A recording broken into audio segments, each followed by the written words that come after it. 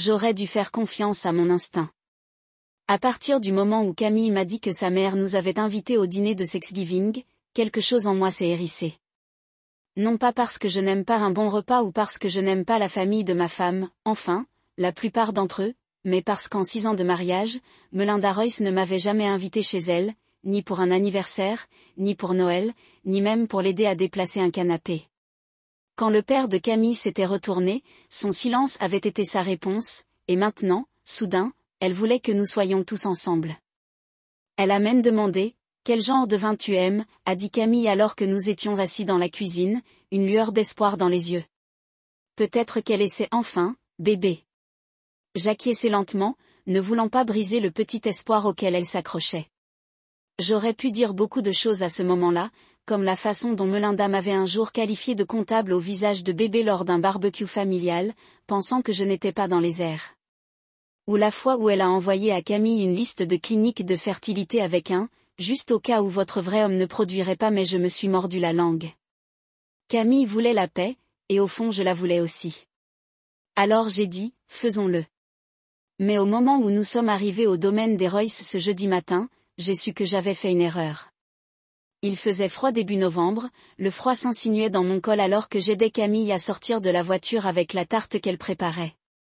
La maison se dressait comme un monument dédié au vieil argent et aux anciennes rancunes, des colonnes blanches, de haute et ce drapeau américain flottant comme s'il gardait quelque chose de sacré. La version du patriotisme de Melinda consistait à célébrer Thanksgiving dans une maison qui ressemblait à celle où George Washington aurait pu éternuer. Peut-être que ce sera bien, murmura Camille, sa voix légèrement tremblante. Elle le savait aussi. Cette tension, cette pression, ce sentiment que nous entrions dans quelque chose de mis en scène. Nous sommes entrés et avons été accueillis par son frère, Mason, qui a à peine levé les yeux de son téléphone. Et, marmonna-t-il avant de reporter son attention sur les actions ou les résultats sportifs qui l'obsédaient. Sa sœur cadette, Trinity, apparut ensuite, toute rayonnante et maternelle, sa jumelle nouveau-née attachée à sa poitrine comme des trophées. Elle ressemblait à une déesse en cachemire crème, entourée de parents roucouillants. Et puis vint Melinda. Elle descendit l'escalier comme une reine à son propre couronnement, cheveux bouclés, boucles d'oreilles en perles et un sourire qui n'atteignait pas ses yeux. « Oh, regarde qui a finalement réussi », a-t-elle dit en embrassant la joue de Camille puis en me regardant avec le genre de chaleur que l'on réserve à quelqu'un qui traque de la saleté sur un sol propre. J'ai souri poliment. « Joyeux Thanksgiving, Melinda. » « Et toi ?» a-t-elle demandé, toujours en souriant. Je n'ai pas répondu. J'ai juste pris le sac de vin dans ma main et je me suis dirigée vers la salle à manger. Je suis désolée, murmura-t-elle, je n'étais pas habituée, la vérité est que je ne m'habitue pas vraiment à me sentir comme la roue de secours d'un mariage, comme si quelqu'un de mieux ne viendrait pas. Nous avons fait conversation polie, Melinda m'a présenté à quelqu'un qui est le mari de Camille, Théo, il fait de la comptabilité ou quelque chose comme ça. Cela a été suivi d'une conférence sur la façon dont les vrais hommes utilisent leurs mains, pas seulement les calculatrices. Je me suis servi un généreux verre de vin. Puis la cloche du dîner sonna. Tout le monde se précipita dans la salle à manger. Une table massive avait été dressée, s'étendant sur presque toute la longueur de la pièce. Verres en cristal, bougeoirs en porcelaine fine comme des obélisques miniatures. Cela ressemblait à un magazine. Melinda orchestrait, assise comme un chef d'orchestre de symphonie, Mason ici, Trinity à côté de maman, Harold, chef de table, et Camille, ma chérie, tu es là à côté de ton mari. Je me suis dirigée vers l'endroit qu'elle m'a indiqué, mais en atteignant la chaise, je me suis figée. Là, c'était une assiette en plastique rose vif, du genre qu'on donne aux tout petits pour les empêcher de casser de la vraie vaisselle. Il était décoré de licornes de dessins animés et de fils souriant avec une fourchette et une cuillère assorties. On aurait dit qu'il venait d'une fête d'anniversaire d'enfant devant tout le monde, alors que tout le monde avait une élégante porcelaine blanche. J'ai reçu l'assiette jouet. J'ai regardé Camille. Son visage était devenu pâle. Qu'est-ce que c'est ? Ai-je demandé, doucement mais clairement. Melinda n'a même pas cligné des yeux. Eh bien, dit-elle en sirotant son verre de vin. Puisque tu es impuissant et que tu ne peux pas donner d'enfant à ma fille, j'ai pensé que tu ferais aussi bien de manger comme telle. La pièce s'immobilisa. J'entendais le tintement de la fourchette de Mason contre ce verre. Je pouvais sentir la brûlure monter dans ma poitrine. La bouche de Camille s'ouvrit d'horreur. Trinity halta réellement. L'un des bébés laissa échapper un petit gémissement, presque comme s'il pouvait sentir le venin dans l'air. Ma vision s'est légèrement tunnalisée, mais je n'ai pas crié. Je n'ai pas jeté l'assiette à travers la pièce, même si je le voulais. Au lieu de cela, j'ai fouillé dans la poche de mon manteau et j'en ai sorti une enveloppe blanche, celle que je portais depuis des semaines, celle que Camille m'avait demandé de ne jamais montrer. Et puis j'ai regardé Melinda. En fait, dis-je d'une voix calme et ferme. J'ai quelque chose à montrer à tout le monde. Le sourire sur son visage se contracta. Qu'est-ce que tu fais, murmura Camille, la voix à peine audible. Je me tournai vers elle doucement, je suis désolée, mon amour, mais ça se termine aujourd'hui. J'ai posé l'enveloppe sur la table juste à côté des licornes et des fils souriants, car s'ils voulaient un cirque, je leur offrirais un dernier numéro qu'ils n'oublieraient pas. Nous sommes arrivés au domaine roi juste après-midi et le ciel avait l'air d'avoir avalé le soleil, cette sorte de ciel couvert gris et creux qui donne l'impression que la journée elle-même se prépare à une tempête. J'ai garé la voiture dans la longue allée derrière la ridicule décapotable rouge cerise de Mason, celle qu'il avait achetée après avoir obtenu une promotion dans sa société financière. Il se garait toujours de travers, comme même sa voiture, refusait de partager l'espace avec quelqu'un d'autre. Camille lissa sa robe sur le siège passager et jeta un coup d'œil vers la devanture de la maison. Ça a l'air festif, dit-elle, même si sa voix trahissait un peu de doute. Melinda a probablement engagé quelqu'un pour décorer. Répondis-je en sortant et en attrapant la tarte sur la banquette arrière. Dieu lui préserve qu'elle accroche elle-même une couronne. Camille m'a jeté un regard, en partie grondant, en partie amusé, s'il vous plaît. Elle a dit doucement, juste aujourd'hui, pas de vaccin, passons au travers de ça, d'accord, j'ai dit juste pour aujourd'hui. La porte d'entrée s'est ouverte avant même que nous ayons atteint les marches. Trinity se tenait là avec les deux bébés attachés sur son devant dans une sorte de harnais pour bébé. Un verre de vin déjà dans sa main, enfin, gazouilla-t-elle, cachant à peine le tranchant de sa voix. Nous pensions que vous sautiez. Joyeux Thanksgiving, Trinity. Dit Camille en lui offrant un rapide baiser sur la joue. J'ai hoché la tête poliment. Entrez. Dit-elle en s'écartant comme si elle possédait l'endroit. Mason et maman en sont déjà à une demi-bouteille. Alors que nous sommes entrés dans le hall, j'ai été frappé par une odeur de cannelle et quelque chose de trop floral, comme si toute la maison avait été aspergée de papisme et d'anxiété. Le lustre en cristal brillait au-dessus de nous, pièce maîtresse grandiose dans une maison qui semblait plus soignée que vécue. Et puis je l'ai vu, Mason, assis sur la causeuse en velours du salon, les jambes croisées, tenant un verre de scotch, comme s'il jouait dans son propre film de vacances. Il a levé les yeux de son téléphone et a souri, « Eh bien, si ce n'est pas le comptable Royce. » dit-il d'une voix sarcastique. « Je m'appelle Mason, » dit rapidement Camille. Avant que je puisse répondre, la voix de Melinda traversa le couloir comme un clocher. « Ils sont là. » Elle est entrée de la salle à manger vêtue d'un pull bordeaux du cachemire et de perles qui semblaient assez réelles pour étrangler quelqu'un. Ses lèvres étaient trop rouges, ses yeux trop perçants. « Camille, dit-elle, les bras ouverts. Chérie, regarde-toi. » Camille sourit et accepta le câlin. Puis Melinda s'est tournée vers moi et n'a rien proposé. Pas de câlin, pas de poignée de main, juste un regard. Je ne m'attendais pas à de l'affection. Je me serais contentée de la décence. Nous avons apporté de la tarte, proposa Camille. Comme Melinda était réfléchie et a répondu, sans même le regarder. Je suppose que ça ira bien avec l'assortiment que j'ai déjà fait. Puis vint le moment auquel j'aurais dû m'attendre, mais qui m'a quand même pris au dépourvu. Ses yeux se tournèrent vers mes mains. Pas de cadeau. A-t-elle demandé à nouveau assez fort pour que tout le monde puisse l'entendre. Elle avait le don de transformer les questions en couteau. J'ai inspiré par le nez régulièrement. Nous avons pensé que le dessert était une bonne contribution, bien sûr, dit-elle avec un petit sourire. Je pensais juste que Théo apporterait peut-être quelque chose pour les bébés. C'est leur premier Thanksgiving, après tout. J'ai jeté un coup d'œil à Trinity qui était occupée à ajuster le bandeau d'un de ses jumeaux. Elle n'a pas levé les yeux. Je doutais même qu'elle s'en soucie. Mais Melinda voulait que ce moment pique. Camille est intervenue. On va y aller, ranger nos manteaux. Geste intelligent, sortez. Avant que les premiers coups ne se transforment en guerre ouverte. Nous nous sommes dirigés vers la chambre d'amis, où nous laissions habituellement nos affaires. Alors que nous passions devant la cuisine, j'ai vu Melindo chuchoter quelque chose à Mason, qui a ri et a secoué la tête.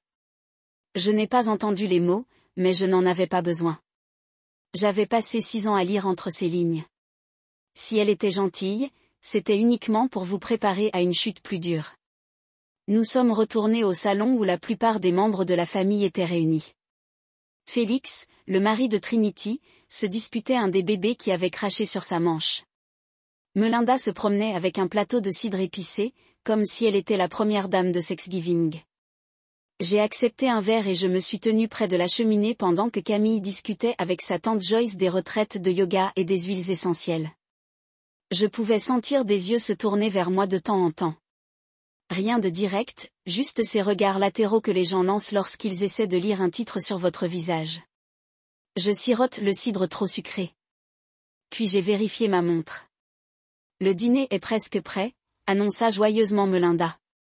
Pour que tout le monde trouve sa place.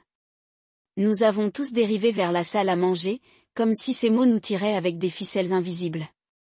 Cette pièce ressemblait à une couverture de magazine, table en chêne poli, nappe blanche parfaite, bougie en porcelaine dorée, marque-place manuscrit, une dinde rôtie de la taille d'un enfant au centre. J'ai scanné le tableau. La place du maçon était au premier plan, Trinity à côté de leurs parents. La place de Camille était à 3 chaises de la tête, à côté de moi. Puis je l'ai vu, mon assiette, du plastique rose recouvert de licornes dansantes, d'étoiles et de soleils souriants, une fourchette et une cuillère de dessin animé assortis. Je l'ai regardé, m'attendant à moitié à ce qu'ils disparaissent. C'était peut-être une blague, une erreur, mais ce n'était pas le cas. Melinda est passée derrière moi, sans même un regard, m'a dit, puisque tu es impuissante et que tu ne peux pas donner d'enfant à ma fille, autant manger comme telle. Il y eut un moment de pur silence, comme si toute la pièce expirait d'un coup puis retenait son souffle. Trinity avait l'air abasourdi. Félix cligna des yeux. La bouche de Camille entr'ouvrit un doux murmure s'échappant de maman. Quelqu'un laissa échapper un demi-rire. Cela s'est transformé en tout. Ma gorge s'est serrée mais je n'ai pas parlé, pas encore. Au lieu de cela, j'ai pris une lente inspiration, j'ai fouillé dans la poche intérieure de mon manteau et j'ai senti l'enveloppe frôler mes doigts. Je n'avais pas prévu de l'utiliser. Je l'ai apporté pour la fermeture juste au cas où. Maintenant, cela semblait nécessaire. J'ai glissé mes doigts autour du papier. Camille me regarda avec horreur.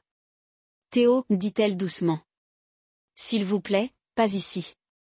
J'ai hoché la tête une fois, sans faire aucune promesse car la décision était déjà prise. Laissez-les faire leur spectacle. Ils n'ont tout simplement pas réalisé que j'avais apporté la scène finale. Je ne me suis pas assis tout de suite. Je restais là à regarder l'assiette comme si elle pourrait disparaître si je clignais assez fort des yeux. Mais là, c'est resté. Rose plastique, souriant avec des licornes et du soleil, comme une cruelle blague intérieure. La fourchette et la cuillère assorties, arrondies et à bout en caoutchouc, comme pour m'empêcher de me blesser, n'ont fait qu'empirer les choses. Le tout semblait appartenir à une garderie, pas à une salle à manger de Thanksgiving entourée de porcelaine au bord de cristal et d'or. Plus je restais debout, plus le silence s'étendait. Personne ne savait où chercher. Camille était figée à côté de moi, sa main à mi-chemin entre la mienne et son ventre. Mason se renversa sur son siège, visiblement amusé. Trinity jeta un coup d'œil de moi à Melinda, ne sachant pas si elle devait rire ou wits. Même son bébé semblait se calmer, comme si l'air lui-même avait changé. Melinda ne s'est pas assise non plus. Elle planait près de son siège comme si elle posait pour un portrait de famille, ses doigts délicatement posés sur le dossier de sa chaise. Le menton légèrement relevé, la reine de la table, ce siège est pour toi, Théo, dit-elle gentiment, comme si elle m'offrait un cadeau. Ne sois pas timide. Je tournai lentement la tête vers elle et pendant un instant je ne reconnus pas le son de ma propre voix. Êtes-vous sérieux ? Elle cligna des yeux, son expression pleine de confusion polie. Quoi? C'est juste une assiette? Non, j'ai dit ma voix plus ferme cette fois. Ce n'est pas le cas. Camille intervint rapidement, sa voix à peine au-dessus d'un murmure. Maman, c'est trop. Melinda fronça les épaules. C'est Thanksgiving. C'est une blague, détends-toi. Je pensais que nous étions une famille. Les blagues font généralement rire les gens. J'ai dit, toujours debout, toujours sans toucher à ce siège. Est-ce que quelqu'un ici trouve ça drôle? Mason sourit mais resta silencieux. Trinity bougea inconfortablement sur sa chaise. Camille m'a regardé, puis sa mère, puis de nouveau vers moi, déchirée dans cet endroit impossible entre la famille d'où elle venait et celle qu'elle avait choisie. Melinda s'est finalement assise avec un long soupir exagéré, comme si c'était moi qui provoquais une scène. Honnêtement, ce n'est pas si profond, mais si vous voulez rendre cela gênant, alors j'aurais certainement dû partir. Chaque centimètre de mon corps me disait de partir, de prendre la main de Camille, de remonter dans la voiture et de passer Thanksgiving dans un endroit paisible et gentil. Mais je ne l'ai pas fait, parce que quelque chose a changé en moi à ce moment-là, pas seulement de la colère, mais de la clarté, un calme froid, sachant que cela n'allait pas s'arrêter si je ne le faisais pas arrêter. Alors je me suis assis juste au bout de la grande table, en face de Mason et à 2 sièges de la femme qui croyait que j'étais moins qu'un homme. J'ai placé ma serviette en tissu sur mes genoux puis, délibérément, j'ai fouillé la poche de mon manteau. L'enveloppe était encore chaude parce qu'elle était près de ma poitrine. Je l'ai tenue doucement comme quelque chose de sacré et je l'ai placée à côté de l'assiette rose avec une lente précision. Mes mains ne tremblaient pas. Les yeux de Camille s'écarquillèrent. Théo. Murmura-t-elle, en urgence, pas ici, je ne suis pas venue ici pour me faire humilier. Dis-je doucement, juste à elle. Je sais qu'elle a chuchoté en retour, mais s'il te plaît, ne fais pas ça, pas comme ça. De l'autre côté de la table, Melinda se versa un autre verre de vin, l'air très satisfaite. Camille, tu défends sérieusement cette réaction excessive? C'est une assiette en plastique. Il agit comme si je l'avais renversée avec un bus.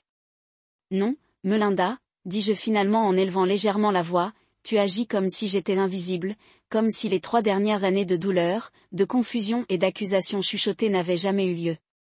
Comme si tout ce qui m'a été lancé, depuis les commentaires passifs et agressifs jusqu'aux brochures sur l'infertilité masculine, n'était qu'une petite taquinerie inoffensive. Tu es dramatique, répéta-t-elle. Camille s'est levée et cela a attiré l'attention de tous.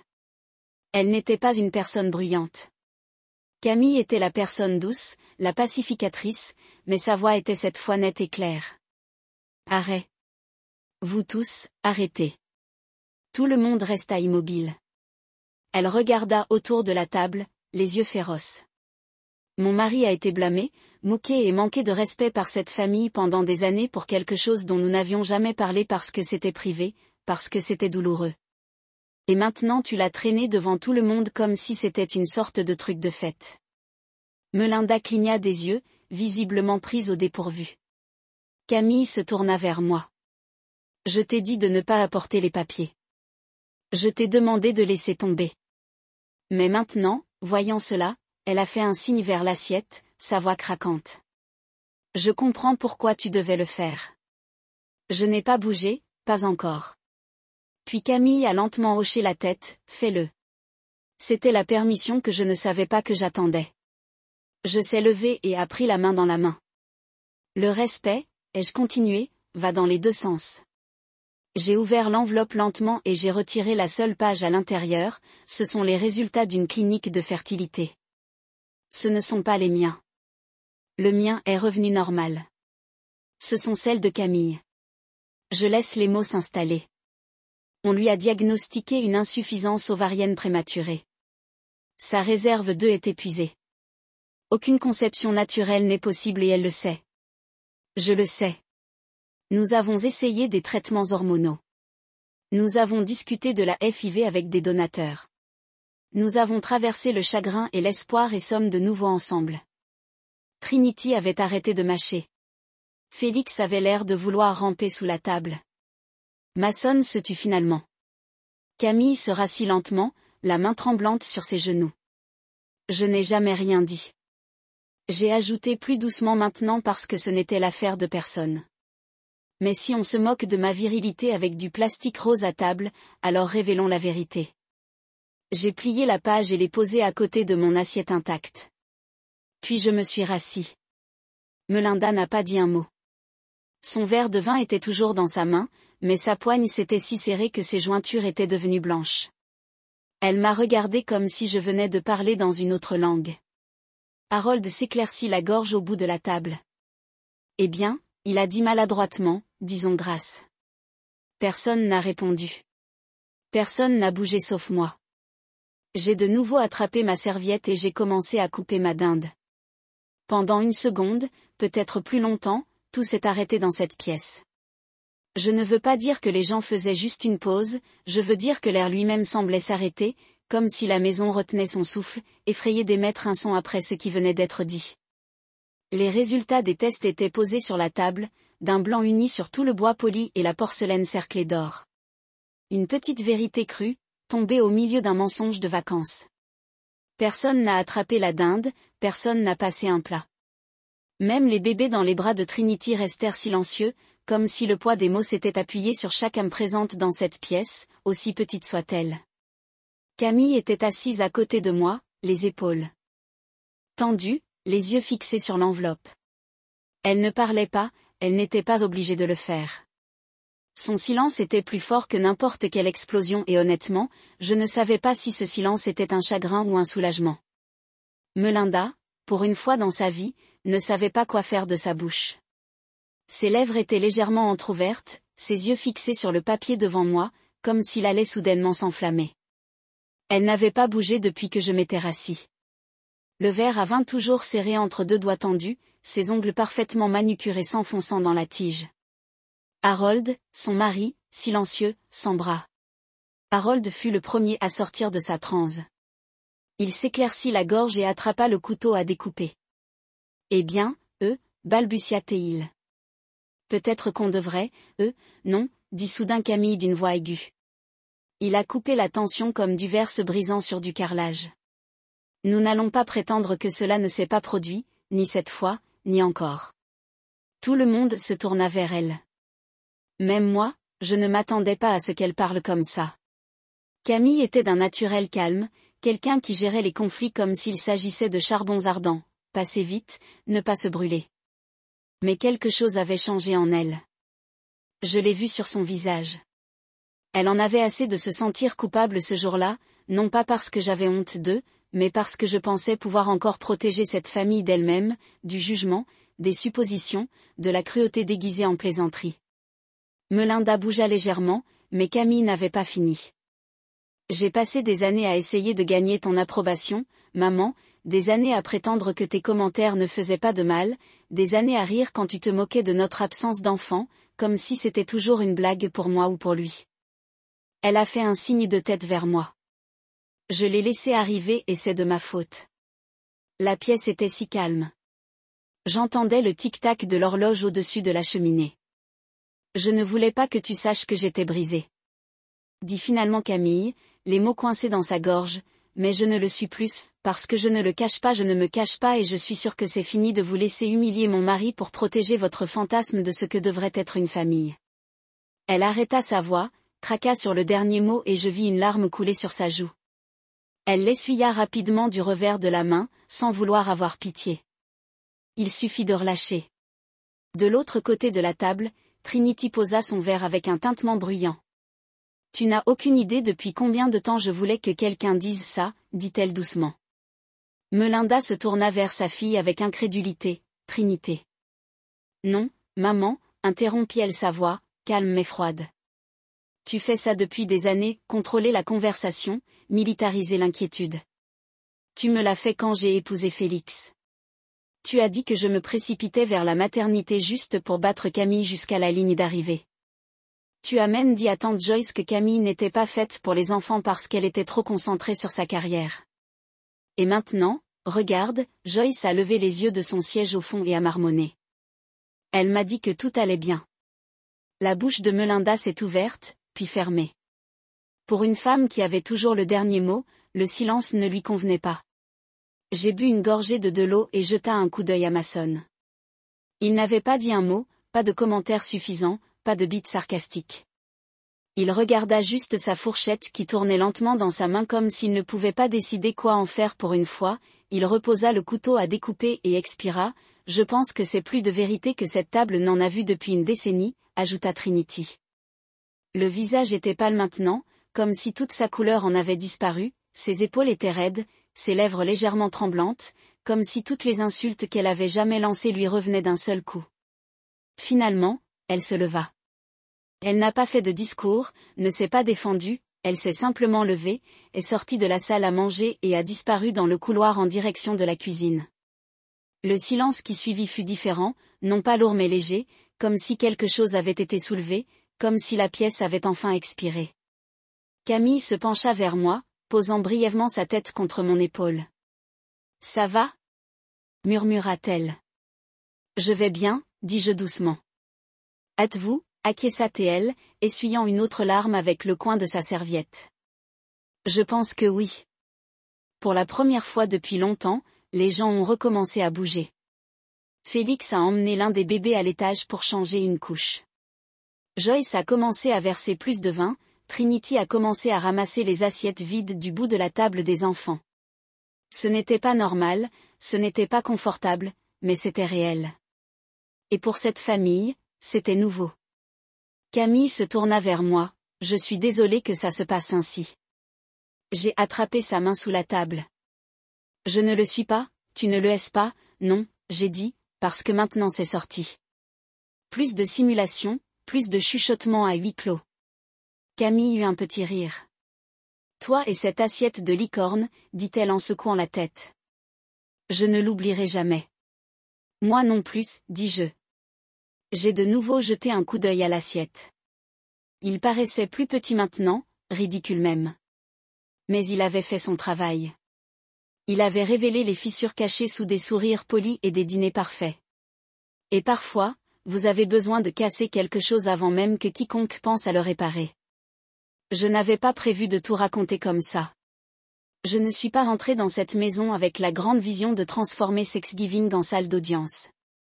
Mais parfois le poids du silence s'accumule comme un barrage et il suffit d'une fissure, d'une plaque de plastique rose, et soudain tout ce que vous retenez depuis des années éclate. Et une fois sorti, vous ne pouvez plus le reprendre. Pas que je le voulais. L'enveloppe était toujours posée sur la table à côté de moi, non ouverte maintenant mais exposée comme un élément de preuve mis à nu pour que tout le monde puisse le voir. Je n'ai pas eu besoin de le retenir à nouveau. Les mots que j'avais prononcés s'étaient déjà plantés dans les esprits comme des épines. Plus de questions, plus d'hypothèses, plus de blagues sarcastiques sur le fait d'essayer plus fort ou de suggestions pour geler la paix. Le mystère avait été résolu et personne ne l'avait vu venir. J'ai regardé par-dessus la table et j'ai regardé Trinity manger sa purée de pommes de terre sans manger. La couleur de son visage avait disparu et son attitude habituellement joyeuse s'était estompée pour devenir quelque chose de plus sérieux. Camille était toujours assise. À côté de moi, le dos droit, les mains croisées sur ses genoux, les yeux lourds mais sans honte. Je pouvais sentir sa respiration commencer à se stabiliser. À côté de moi, son père, Harold, a enfin repris la parole. « Je me souviens quand vous avez tous les deux commencé à parler d'enfants. » dit-il à voix basse, comme s'il se remémorait une époque plus heureuse. « Ta mère a dit que c'était juste nerveux, que tu étais trop moderne, que tu attends trop longtemps, trop concentré sur le travail. » Il secoua lentement la tête, mais j'observais la façon dont tu regardais les bébés, Camille, chaque fois que Trinity amenait le sien autour de tout ton corps. Ashd, pour ma part, je pourrais le dire. La lèvre inférieure de Camille tremblait légèrement. Harold m'a regardé et j'ai vu comment tu la regardais comme si tu donnais n'importe quoi pour lui enlever cette douleur. Je n'ai pas répondu. Je ne pouvais pas, malgré toutes les manières dont Melinda s'était moquée de moi. Le père de Camille ne s'y était jamais joint. Il était resté la plupart du temps en retrait, une main sur son scotch et l'autre sur la télécommande, évitant les tirs croisés. J'avais toujours pensé qu'il était simplement désengagé, mais je réalisais maintenant qu'il observait tranquillement, peut-être même impuissant. J'aurais dû dire quelque chose plus tôt, a-t-il ajouté, j'aurais dû le fermer. Camille lui offrit un doux sourire, mais je pouvais voir la douleur en dessous. Melinda n'était toujours pas revenue. Peut-être qu'elle était montée à l'étage pour se cacher dans l'ombre de son propre embarras, ou peut-être qu'elle était dans la cuisine en train de faire les 100 pas, réécrivant la scène dans sa tête, pour pouvoir revenir avec la réplique parfaite. Avec Melinda, le silence n'a jamais été un état naturel, c'était une stratégie. Mais cette fois, je pense que le silence l'avait battue. Je ne comprends toujours pas pourquoi tu ne l'as jamais dit à personne. Trinity dit soudain, sa voix plus douce maintenant, pourquoi vous avez tous les deux gardé cela si secret? Camille s'est tournée vers sa sœur et pendant un instant j'ai pensé qu'elle pourrait détourner l'attention. Mais elle ne l'a pas fait, parce que maman l'aurait fait à son sujet. À propos d'un cocktail, Trinity hocha lentement la tête. Tu n'as pas tort. Camille prit son verre d'eau et le posa. Elle ajouta, nous n'en avons parlé à personne parce que nous étions encore en deuil, chaque fois que je voyais une annonce de grossesse ou que je passais devant une poussette ou que je voyais un enfant rire dans un chariot d'épicerie, j'avais l'impression que le monde me rappelait ce que je ne pouvais pas avoir et à travers tout cela, il restait à chaque rendez-vous chez le médecin.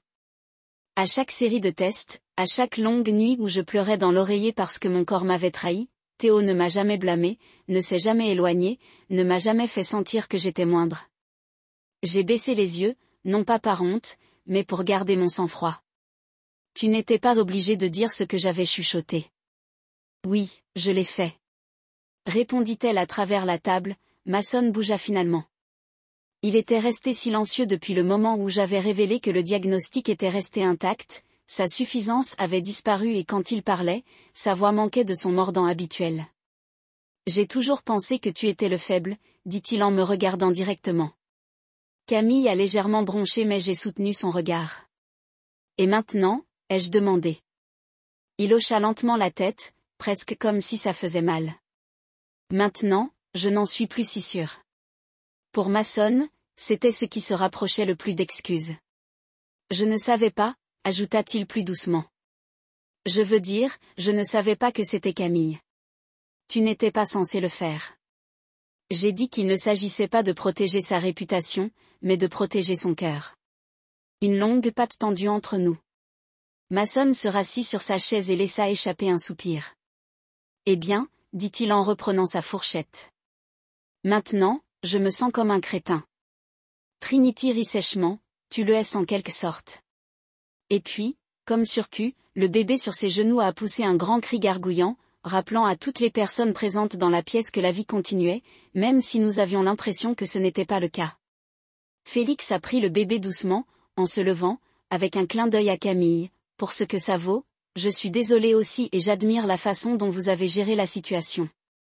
La plupart des gens se seraient effondrés. Nous avons presque réussi, dit doucement Camille. Mais tu ne l'as pas fait. Il a dit que nous avons finalement mangé, tranquillement, réfléchiment. La nourriture était encore chaude, le vin toujours versé, mais le repas semblait différent maintenant, moins comme une célébration que comme une veillée pour les années que nous avions perdues à faire semblant. Mais ce n'était pas amer, voire rien. Il y avait là un calme étrange, comme celui qui suit une tempête tant attendue. Quand le dessert arriva des tartes aux pacanes et à la citrouille disposées avec une perfection inutile sur des plateaux de qualité, Camille ne bougea pas pour servir. Elle est restée assise là, posant doucement sa tête contre mon épaule. Je suis fatiguée, murmura-t-elle. Moi aussi, mais je me sens plus léger. J'ai embrassé le haut de sa tête. C'est ce qui arrive lorsque vous arrêtez de porter quelque chose que vous n'avez jamais pu porter seul. Puis, alors que les dernières tranches de tarte étaient servies et que le tintement des fourchettes recommençait, Melinda revint. Elle ne parlait pas encore. Mais quand j'ai levé les yeux, j'ai vu quelque chose que je n'avais jamais vu sur son visage, pas de colère, pas de suffisance, pas de contrôle, pas de honte et peut-être, juste peut-être, un début de compréhension. Melinda n'a pas dit un mot lorsqu'elle est revenue dans la pièce. Elle resta un moment dans l'embrasure de la porte, éclairée par la lumière de la cuisine. Derrière elle, son pull semblait légèrement froissé, son rouge à lèvres était fané et ses yeux, toujours perçants, toujours critiques, semblaient étrangement vides. Pour une fois, la femme qui commandait habituellement la pièce y existait simplement, calme, petite. Elle retourna lentement à son siège, s'assit et plia sa serviette sur ses genoux avec une élégance pratiquée, comme si sa mémoire musculaire l'emportait là où son esprit était devenu engourdi. Personne n'a bougé. Camille ne parlait pas, Trinity évitait le contact visuel.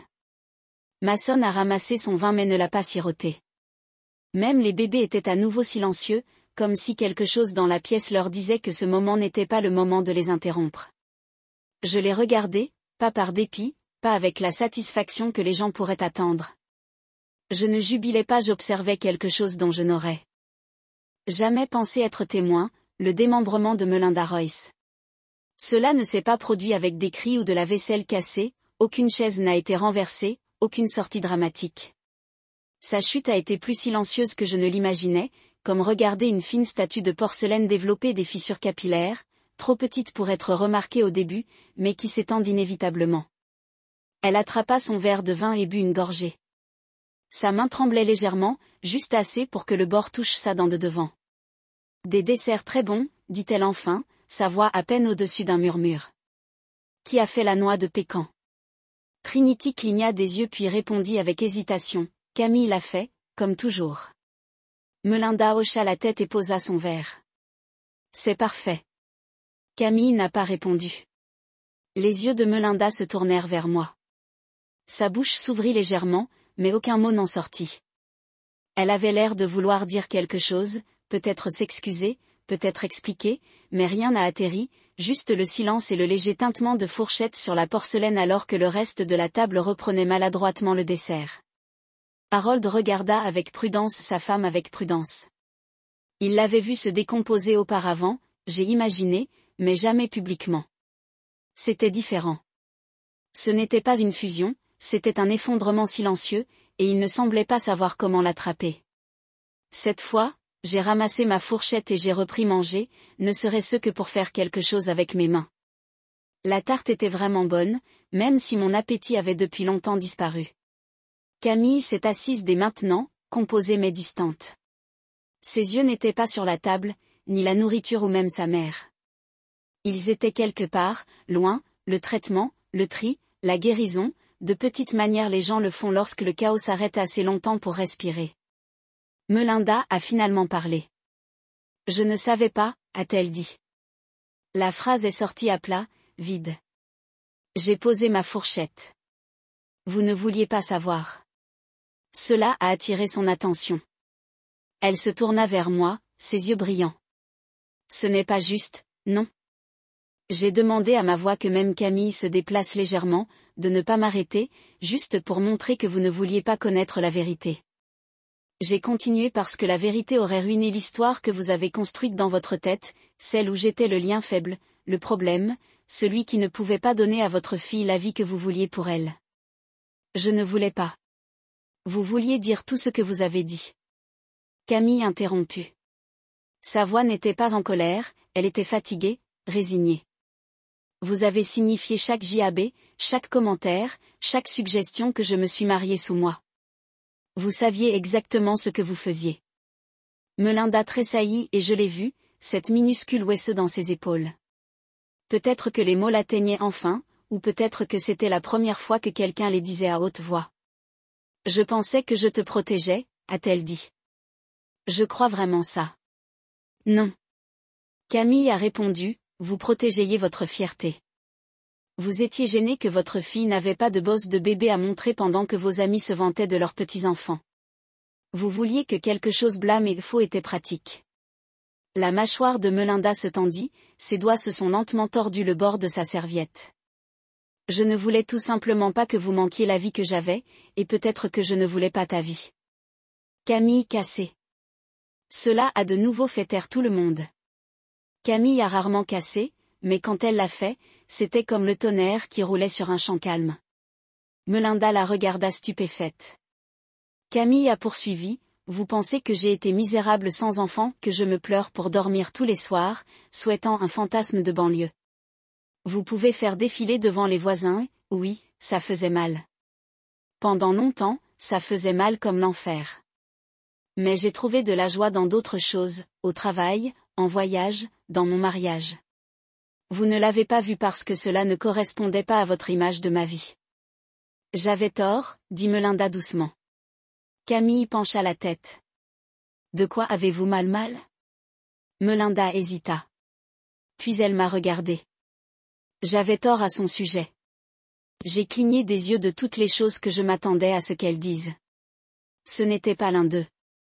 Je pensais que Théo n'était pas assez fort. Elle est allée trop silencieuse, trop douce. Mais il faut de la force pour porter un fardeau comme ça, pour rester silencieux, protéger quelqu'un du jugement, s'asseoir à cette table année après année et ne jamais s'en prendre. Sa voix craqua. Vous avez été plus fort que je ne vous en ai jamais accordé. Ma gorge s'est resserrée mais je n'ai rien dit. J'ai juste regardé Camille, qui regardait sa mère comme si elle voyait un inconnu essayer de porter un visage familier. Je ne demande pas le pardon, a ajouté Melinda.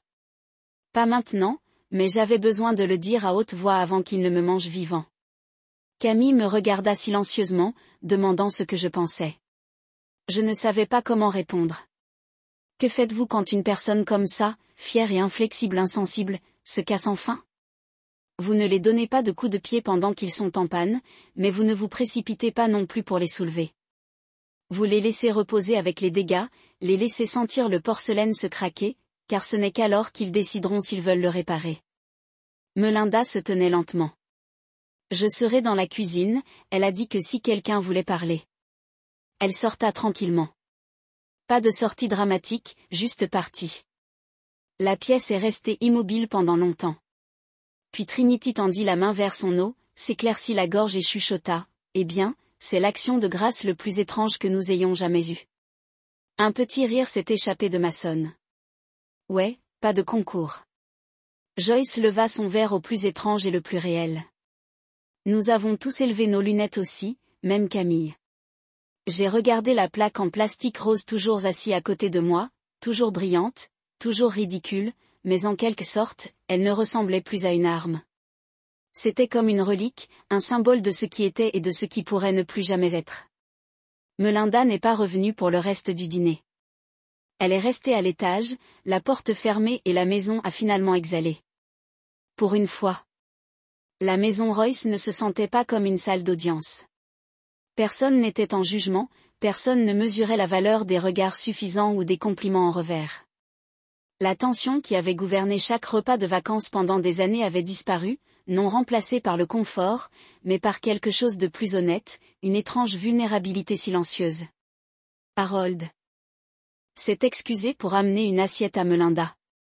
Il n'a pas dit grand-chose, s'est juste élevé de sa chaise, a pris une généreuse aide de dinde et de purée de pommes de terre et a disparu dans l'escalier moquette. À son retour, il ressemblait à quelqu'un qui s'est assis à travers une tempête et a réalisé que le toit était toujours tenu, mais à peine. Elle ne parle pas, dit-il doucement en s'asseyant à nouveau. Peut-être que c'est pour le meilleur. Personne n'était en désaccord. Camille s'assit à côté de moi, son corps légèrement incliné vers le mien, une jambe accrochée doucement autour de ma cheville sous la table. C'était le genre de proximité qui n'avait pas besoin de mots, une confirmation silencieuse que nous étions toujours là, toujours ensemble. Je ne m'y attendais pas, dit-elle doucement, penchant vers moi, quelle partie tout cela? Vous, elle, la façon dont le tout vient de s'ouvrir. J'ai regardé mon assiette maintenant froide. Le rose avait été remplacé par une vraie assiette à un moment donné. Joyce, je pense, l'avait échangé tranquille pendant que personne ne cherchait. Mais j'ai toujours vu les bords en plastique dans ma mémoire, la façon dont ils brillaient sous le lustre, ridicule et cruel. Je n'ai pas prévu de dire quoi que ce soit, j'ai admis. Mais quand elle a posé cette assiette, je sais que Camille a dit rapidement, vous deviez le faire et je suis content que vous l'avez fait, sa voix vacilla légèrement. Elle ne parlait pas seulement de l'assiette.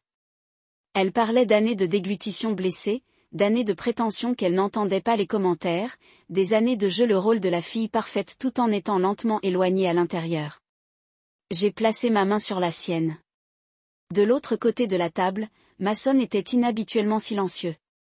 Il a pris pour siroter son vin en silence, les yeux fixés sur la nappe comme si cela tenait des réponses qu'il ne voulait pas dire à haute voix.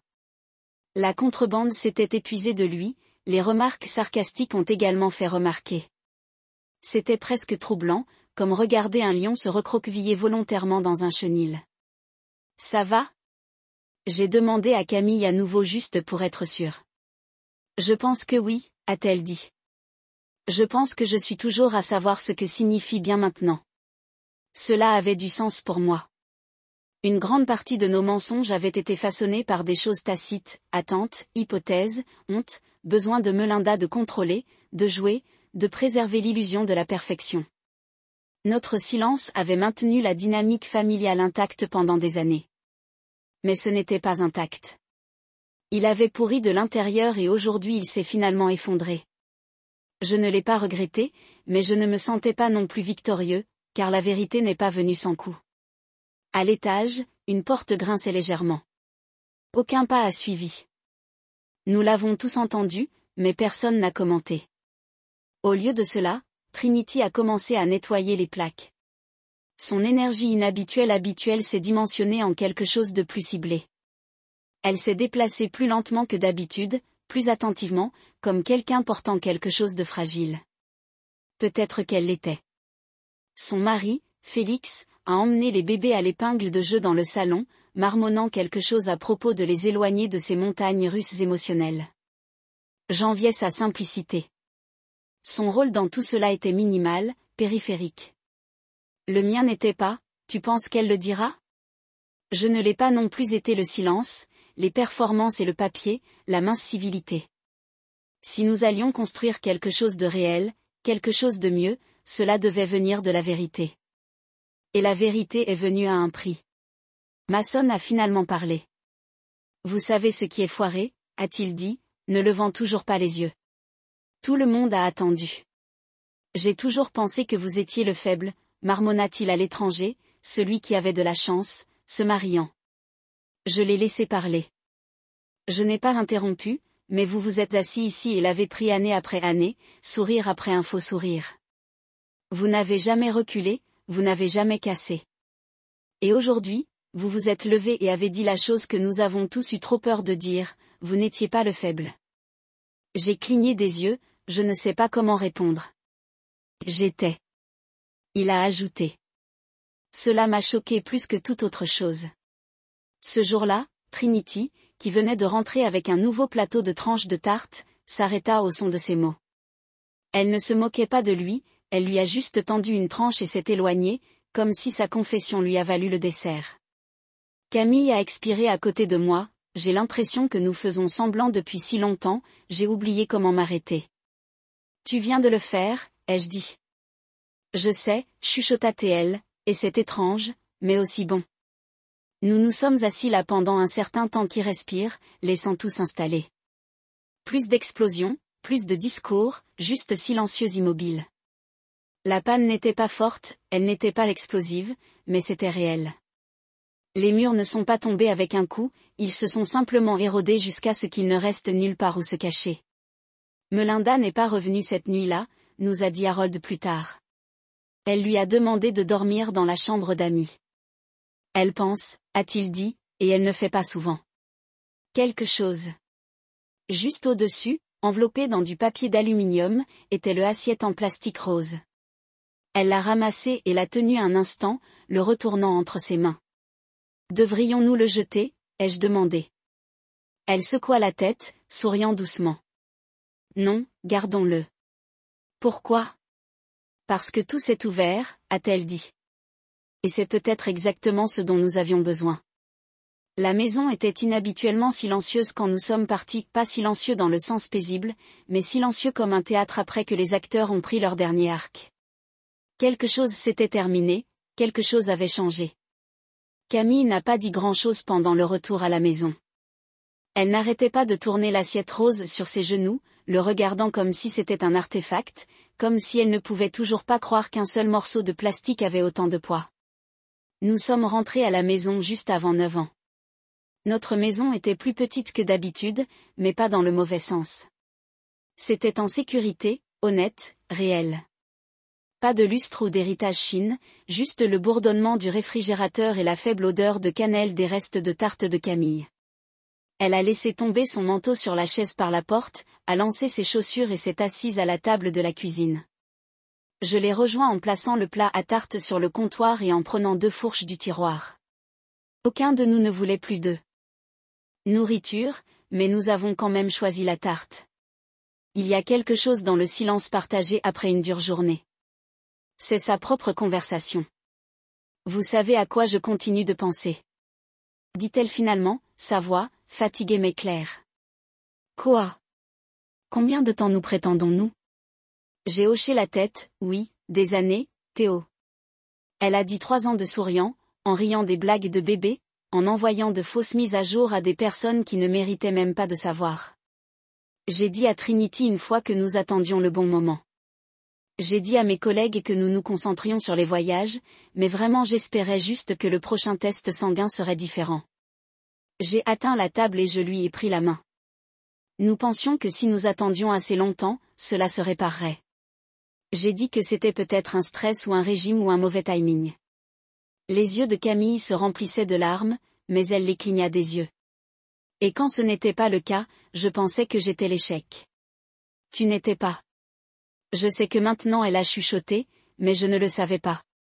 Puis cela m'a brisé le cœur, non pas parce que c'était nouveau, mais parce que j'avais vécu à côté de cette douleur sans savoir à quel point cela allait vraiment. Et puis ma mère. Elle a continué, la voix tremblant, maintenant assise là aujourd'hui et vous humiliez devant tout le monde, et pendant une seconde, je me fige. Je me figeais. J'aurais dû se lever la seconde où j'ai vu cette assiette. Vous vous êtes levé quand cela comptait, dis-je, et cela signifie plus que vous ne le savez. Elle acquiesça lentement. Puis elle atteignit son sac à main, sortit un petit morceau de papier plié et le glissa vers moi. Je l'ai regardé confus. Qu'est-ce que c'est ça? Une brochure de la clinique de fertilité, a-t-elle dit, mais un type différent qui traite des embryons de donneurs. Je l'ai ramassé il y a 2 semaines. Pourquoi tu ne m'as pas dit que je n'étais pas prêt? A-t-elle admis. Je ne voulais pas obtenir vos espoirs. Pas après tout, mais après aujourd'hui, j'ai réalisé que nous avions déjà vécu le pire.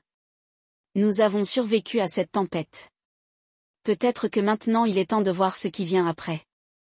J'ai ouvert la brochure et je l'ai regardée, des photos de couples souriants, des statistiques pleines d'espoir, des témoignages qui me faisaient resserrer la gorge, non pas parce qu'ils promettaient des miracles, mais parce qu'ils m'ont rappelé que nous n'étions pas seuls, qu'il y avait des gens qui avaient traversé le même feu et que nous étions en train de tenir quelque chose de nouveau. J'ai atteint la table et j'ai touché sa joue, faisons-le, voyons où cela va. Elle sourit alors, un vrai sourire, le genre que je n'avais pas vu depuis un moment.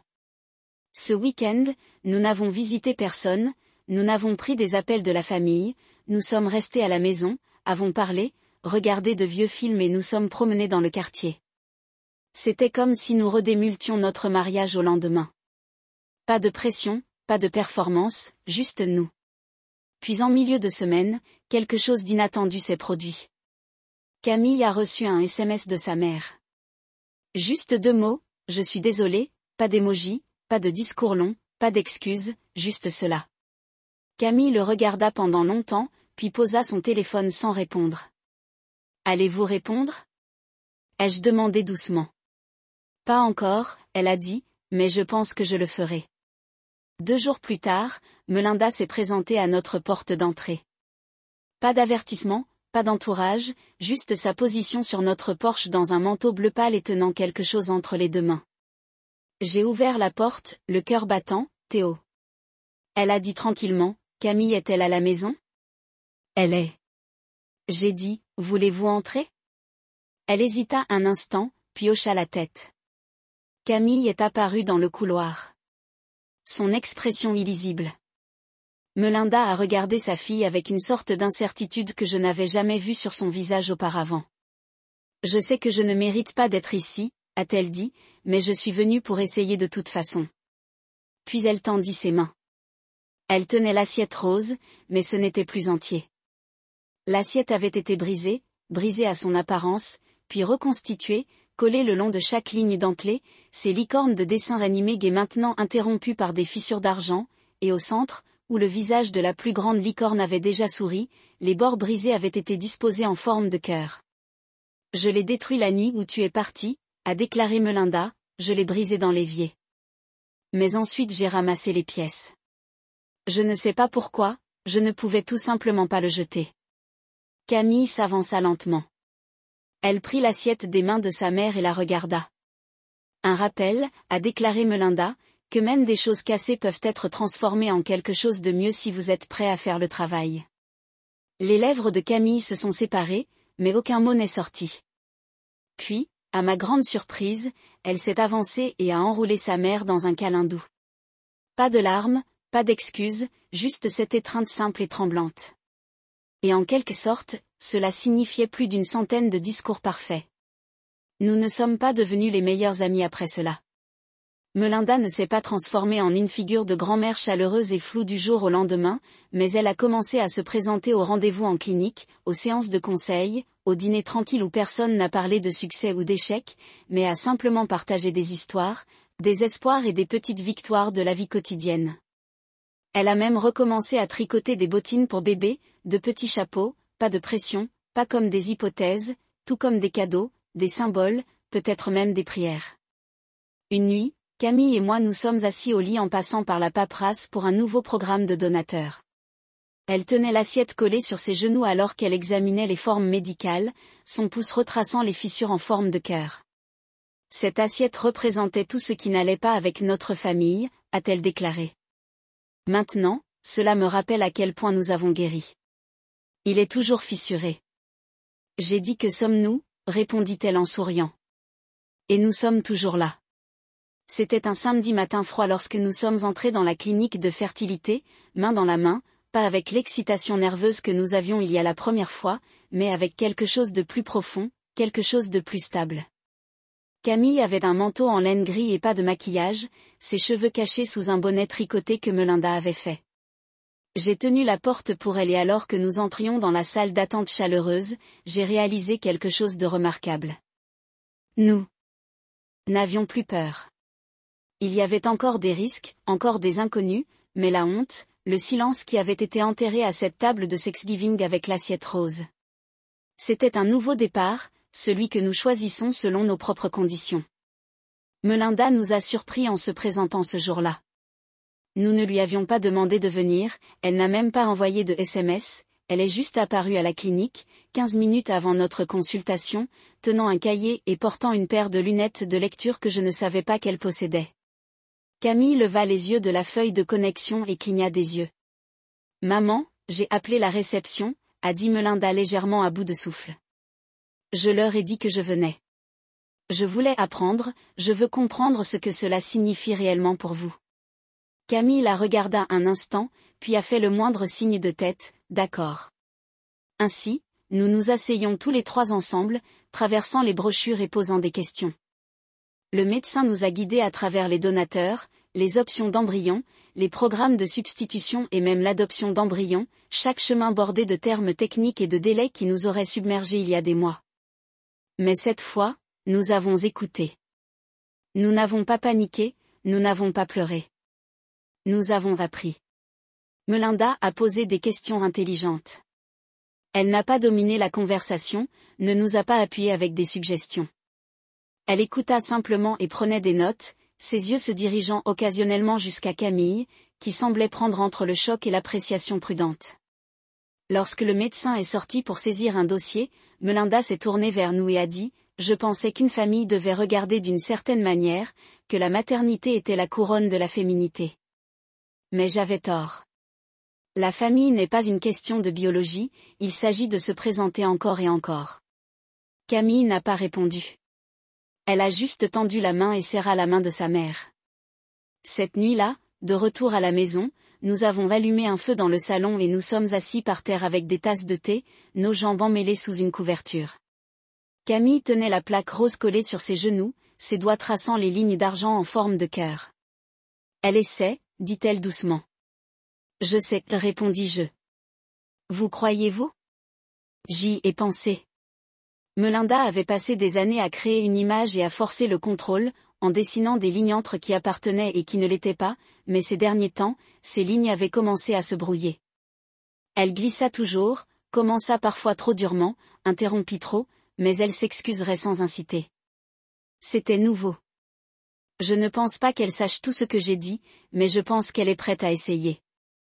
Camille se pencha contre moi. Cela suffit pour l'instant. « Quelques semaines plus tard, nous avons organisé un dîner chez nous. Rien d'extraordinaire, juste une table pliante, un rôti en pot et 6 chaises incompatibles serrées dans notre petite salle à manger. Mason est venu, Trinity et Félix aussi avec leurs jumeaux et leurs orteils. Joyce a apporté du vin et une de ces étranges salades de choux frisés, et Melinda, eh bien, elle a apporté des assiettes en papier. Tout le monde a regardé lorsqu'elle a ouvert le sac et a commencé à les mettre sur la table. Trinity haussa un sourcil. Depuis quand utilisez-vous des assiettes en papier? Melinda n'a pas tressailli, car j'ai réalisé que les plats parfaits ne font pas une famille parfaite. Camille sourit tranquillement et l'est aidée à les déposer. Nous avons mangé, nous avons ri, nous avons raconté des histoires. Pour une fois, personne n'a comparé les salaires ou les styles parentaux, personne n'a posé de questions sur les dates d'échéance ni de nous faire pression pour les mises à jour. Ils ont juste partagé de l'espace avec nous, la façon dont les familles sont censées le faire. Après le dîner, alors que je collectais des tasses sur la table, Mason est venu derrière moi et a dit, « Je voulais dire ce que j'ai dit auparavant.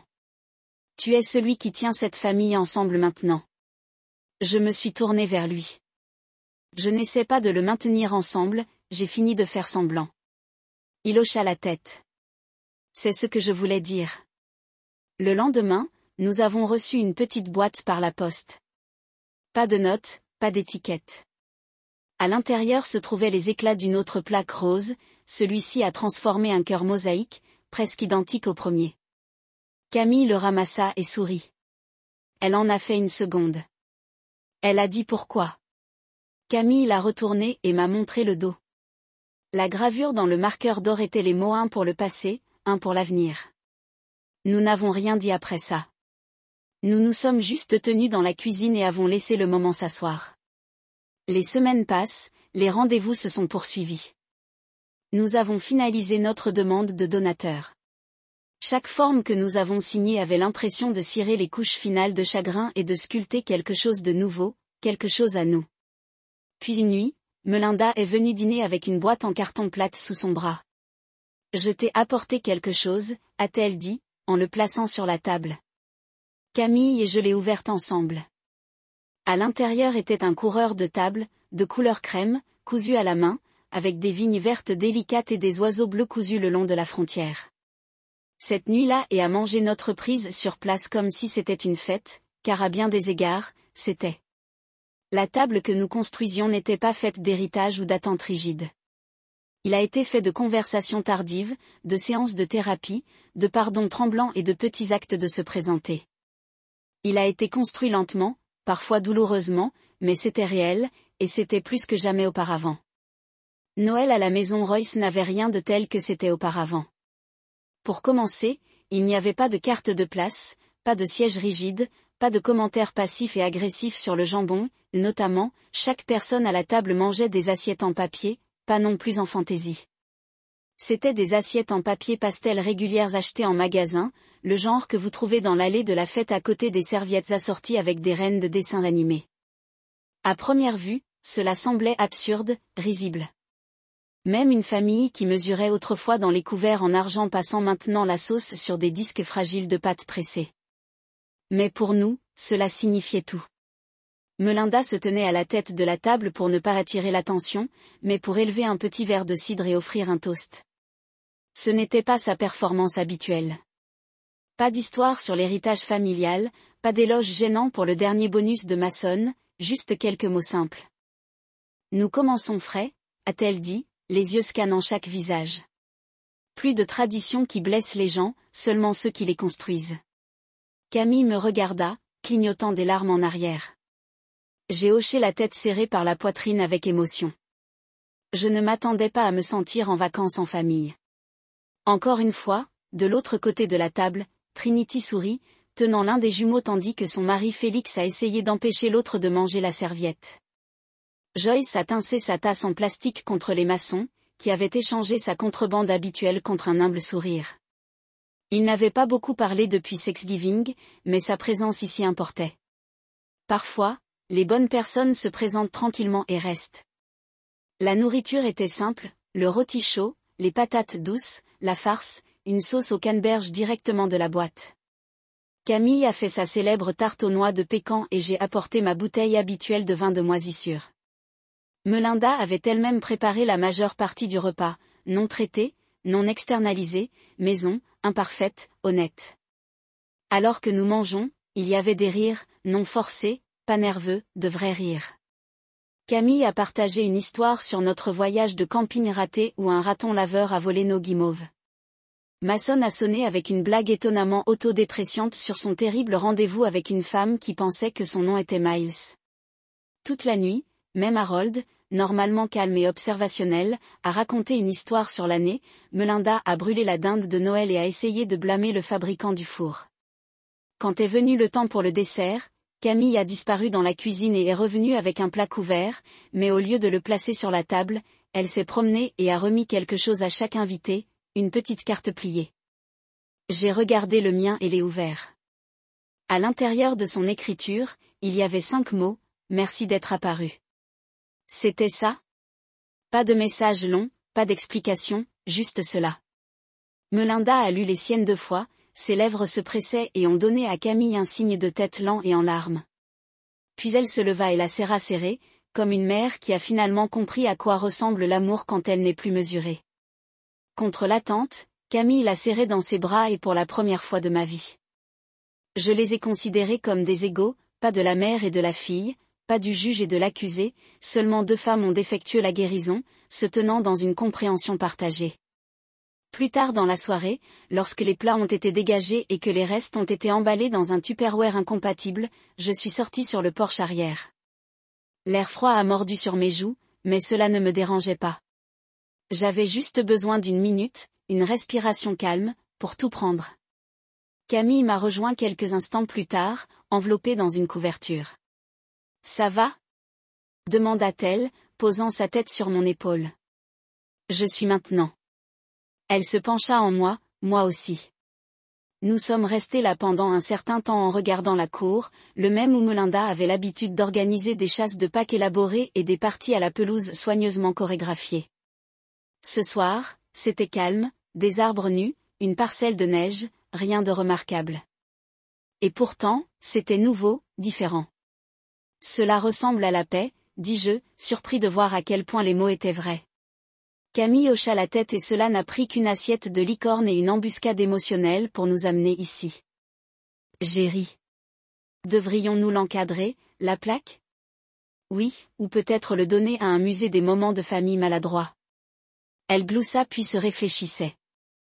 En fait, je pensais que nous pouvions le garder, le mettre sur le mur de la pépinière. Je me tournai lentement, la pépinière. Camille sourit largement et brillante. Nous avons reçu l'appel ce matin. Notre demande de donateur a été approuvée. Nous commençons le cycle de transfert d'embryons le mois prochain. J'ai regardé son cœur en train de jouer. Tu es sérieux? Elle hocha la tête. Des larmes aux yeux, ça se passe, Théo. Et comme ça tout le reste a fondu, toute la blessure, toute la tension, toutes les années d'attente. Ils n'ont pas disparu, mais ils ont changé. Ils sont devenus un arrière-plan de quelque chose de plus brillant, quelque chose de fleuri. Je l'ai rapprochée, enroulant les 2 bras autour d'elle, et nous nous sommes tenus comme ça dans le froid, enveloppés dans quelque chose de plus chaud que n'importe quelle couverture. Le lendemain, Melinda a envoyé un bouquet à notre maison. Pas de paillettes, pas d'arrangement exagéré, juste des hortensias bleu doux avec une note qui lisait plus fin. Thanksgiving, le jour où tout a changé. Cette assiette, autrefois destinée à insulter, était devenue le symbole de notre tournant, la preuve que même quelque chose de enfantin, quelque chose de cruel, pourrait être réutilisé en quelque chose de significatif, un rappel que les choses censées nous briser deviennent souvent les choses qui nous reconstruisent. Quelques semaines plus tard, alors que nous nous préparions pour notre premier traitement, nous avons fait une nouvelle tradition familiale, chaque fois que quelqu'un visite, il mange une assiette en papier. Ce n'est pas une blague, ce n'est pas une déclaration, c'est juste un symbole, un rappel que la table n'a pas d'importance. Les gens le font lorsque notre enfant arrive enfin et un jour nous demande pourquoi il n'y a pas de plat de fantaisie comme les autres maisons, nous nous sourions et leur dirons, cette famille a été construite avec des assiettes en papier et une paix.